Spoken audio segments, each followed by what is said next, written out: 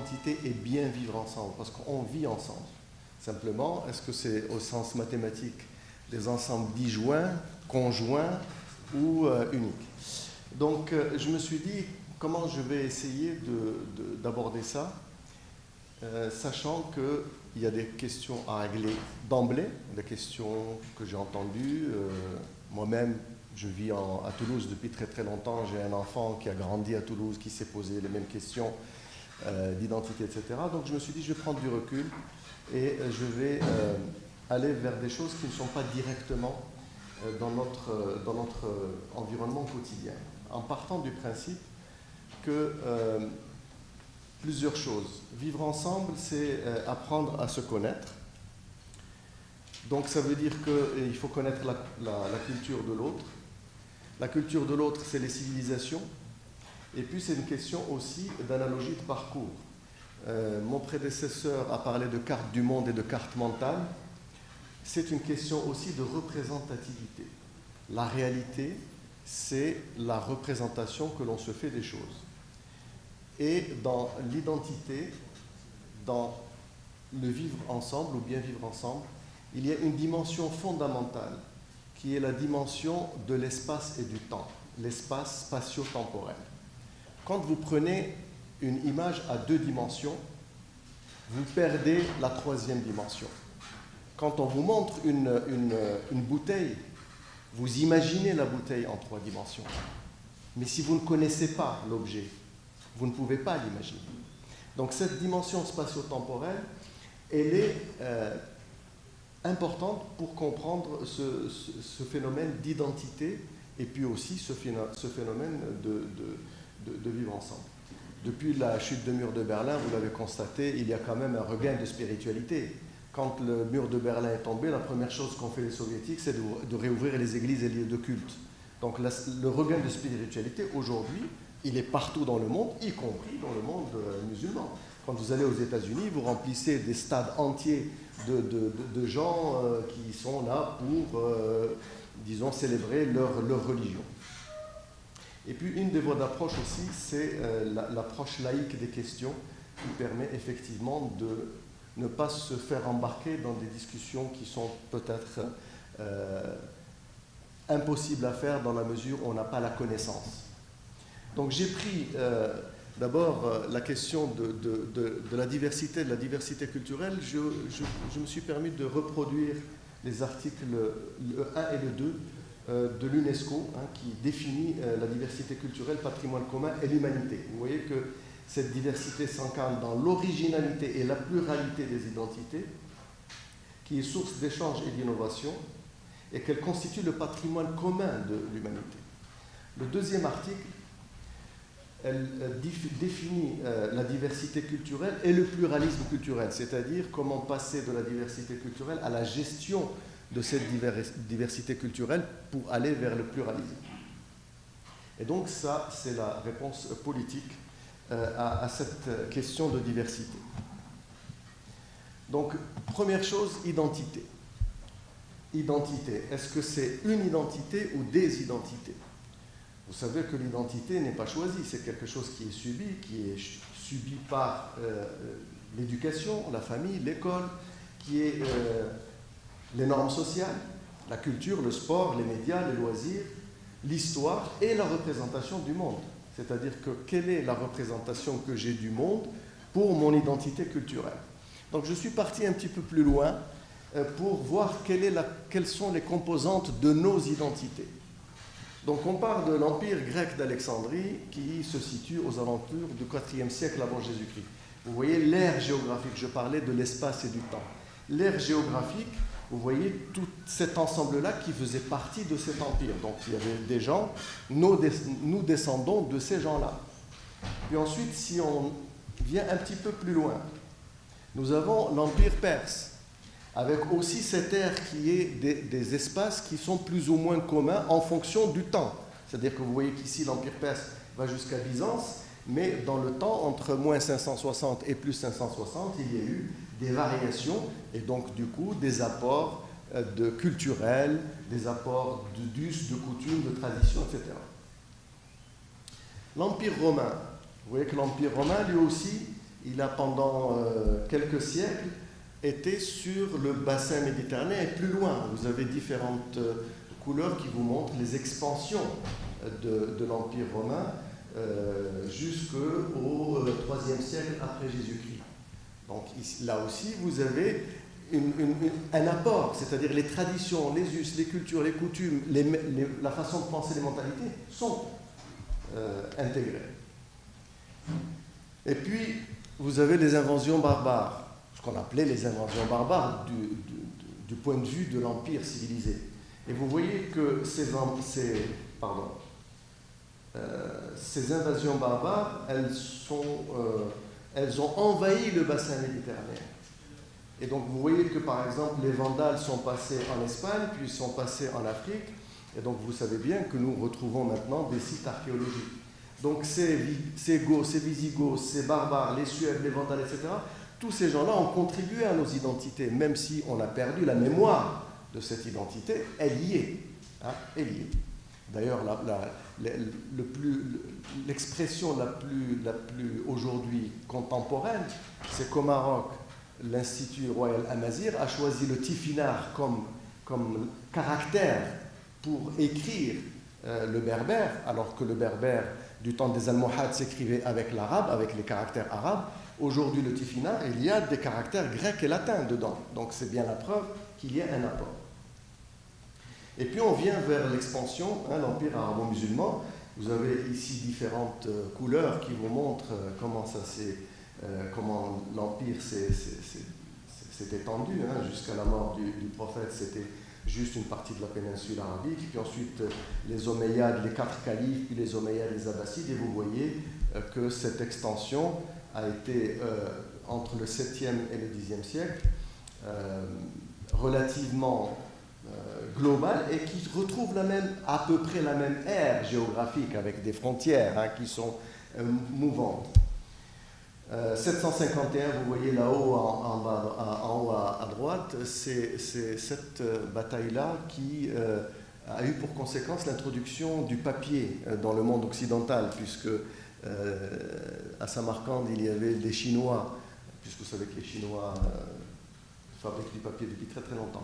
Donc le fait d'avoir ces expansions-là fait aussi des choses qui sont relativement intéressantes pour appréhender nos identités.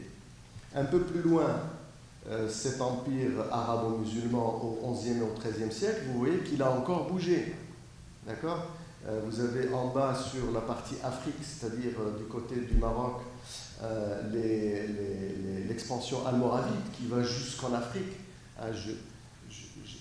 J'ai oublié de mettre une carte qui concerne l'Afrique, parce qu'on parle toujours du bassin méditerranéen, mais dans la composition aujourd'hui, il y a l'Afrique, il y a l'Asie. Il y avait des royaumes africains avec des civilisations qui ont été contributives de nos identités.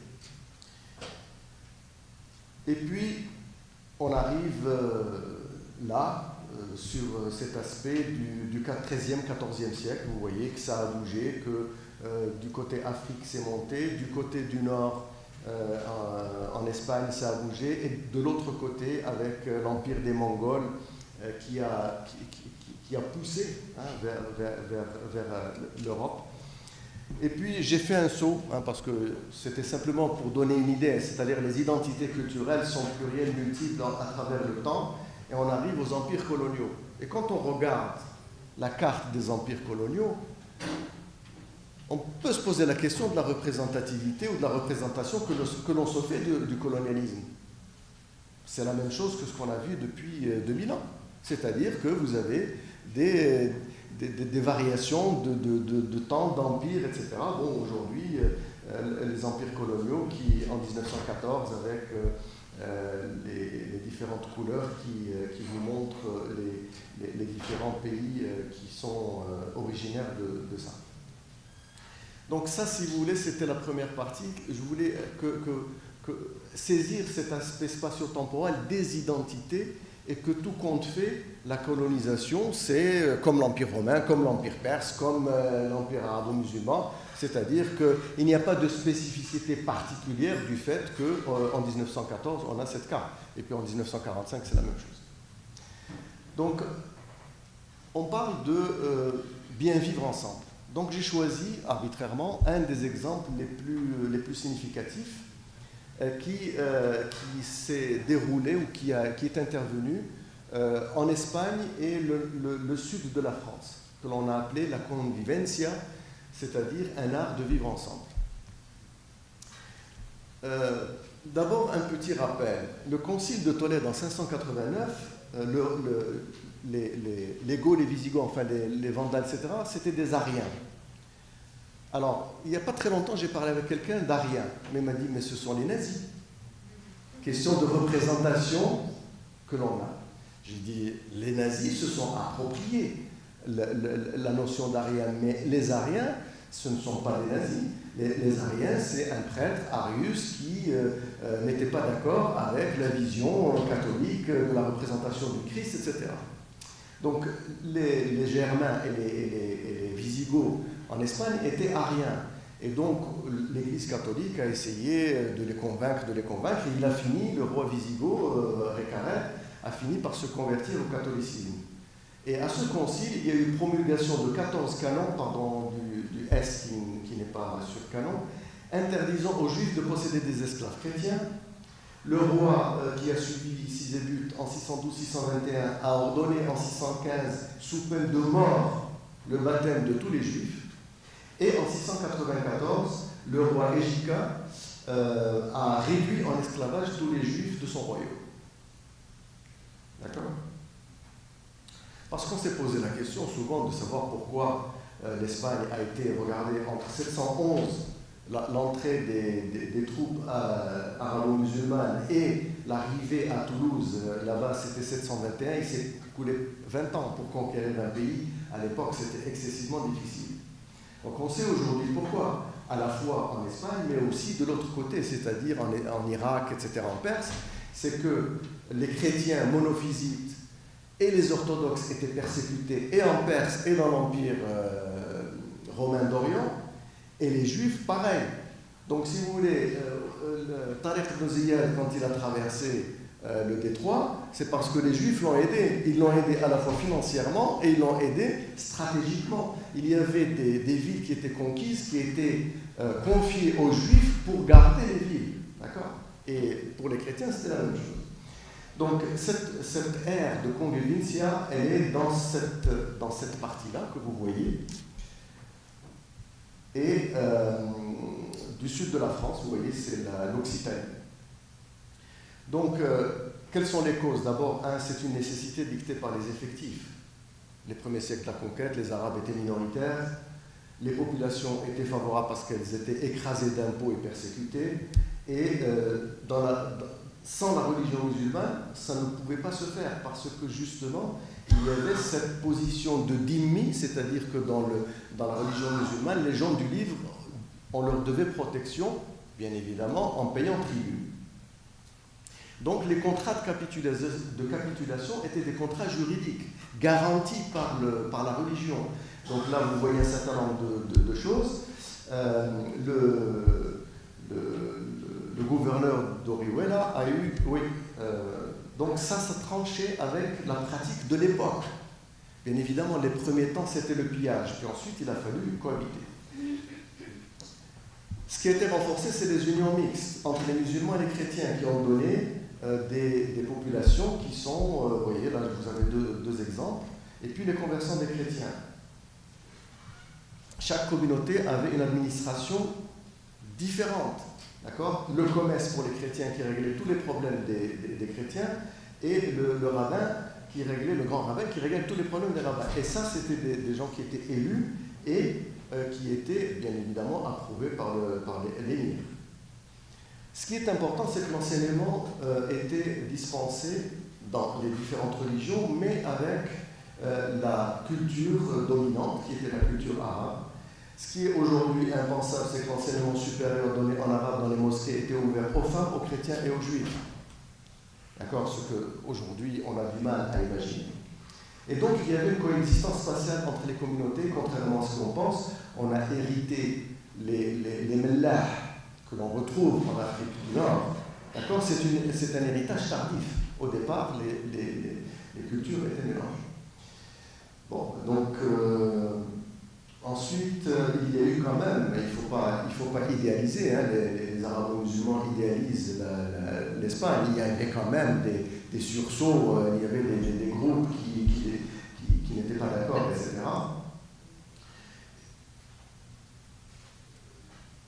Bon, ça a donné naissance à beaucoup de travail. Il y avait un mélange, mais c'est l'architecture qui traduit le mieux l'intégration des trois cultures à la Mozara. Ici, vous avez la cathédrale de Teruel, vous voyez qu'elle ressemble beaucoup avec les arcs outrepassés. Ici, vous avez la cathédrale du Puy-en-Velay. Sur cette cathédrale du Puy-en-Velay, les portes de Sèvres portent des inscriptions en arabe. Ici, vous avez un cloître, le cloître de la cathédrale de Teruel, on dirait la mosquée de Cordoue. Ici, le chapiteau dans l'abbaye de Moissac, vous voyez en haut, ce sont des caractères koufiques, ce sont des inscriptions en arabe. Donc,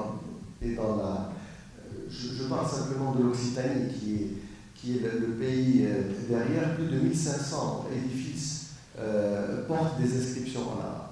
Donc il y avait cette convivialité. La civilisation des troubadours, on raconte par exemple que le troubadour, le comte Guillaume IX, s'est présenté à la cour de Poitiers. Il a déclamé une chanson dans une langue que personne ne connaissait. Et en fait, c'était de l'arabe. Donc l'arabe était parlé de part et d'autre de la Méditerranée. Les Pyrénées n'étaient pas une frontière, mais plutôt un lieu de passage. Vous voyez, là, je vous ai cité au début en 1202, par exemple, Guillaume VIII, le comte de Montpellier, fera une déclaration selon laquelle tous devraient être libres d'enseignement indépendant de la personne ou de l'origine. Ensuite, ça s'est dégradé. Et la principale dégradation, contrairement à ce qu'on pourrait croire, elle vient de deux facteurs. Le facteur cumulatif, c'est-à-dire qu'au XIIe siècle, après la décadence du califat omeyyade, il y a eu une différence, et il y a eu le roi de Séville qui a eu la malencontreuse idée de demander aux Almoravides de l'aider.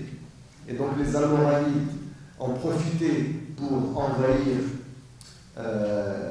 l'Andalous, et vous savez que les Almoravides et les Almohades, vous ne savez pas, ce sont des mouvements qui étaient à la fois des mouvements religieux et militaires, c'est-à-dire que, vous voyez là, ils avaient interdit le luxe, la musique, le vin, la tolérance envers les dhimmis. Ils arrivent à brûler les livres de sciences profanes de Razali, et puis ils succombent. Et comme ils ont succombé, les Almohades sont venus derrière, les Almohades ont défait les Almoravides. Ils ne reconnaissaient pas le statut accordé aux minorités. À du moment en 130, publie un édit qui impose la conversion à l'islam ou l'expulsion, destruction systématique des synagogues. Abou Youssouf imposera aux convertis des tenues vestimentaires distinctives. De l'autre côté, la reconquête espagnole, après la prise de Tolède. Et donc, ça a été la fin de cette convivencia. Et vous voyez que cette convivencia a été sur cette ère-là, où il y a eu vraiment une civilisation éclatante, unique en son genre, mais il faut la remplacer dans le contexte, parce qu'il y avait quand même le pouvoir dominant, et le pouvoir dominant en Andalousie a tout fait pour essayer de maintenir les visiteurs chrétiens. Quand ils venaient en Andalousie, ils trouvaient ça scandaleux, et les visiteurs musulmans, quand ils venaient, ils trouvaient ça scandaleux, c'est-à-dire que ça correspondait à quelque chose de vraiment très... Voilà ce que je voulais vous dire. Ici, la reconquête, vous savez que ça a été la croisade des Albigeois, c'est la seule croisade qu'on avait décrétée contre les chrétiens. Et donc ici, la convivencia avait lieu dans le sud, et après, nous avons subi cette remise au pas par rapport au dogme de l'Église catholique. Ça, c'est pour montrer qu'effectivement, il y a une analogie de parcours. Quand on regarde ce diagramme, on voit bien qu'il n'y a rien de différent entre les différentes évolutions. Il y a eu le schisme dans la chrétienté, comme il y a eu le schisme en islam, qu'au départ, les chiites, c'était un mouvement politique, c'est devenu un mouvement religieux, etc., etc. Donc ça aussi, ça fait partie des choses qui permettent de changer la représentation que l'on a des choses.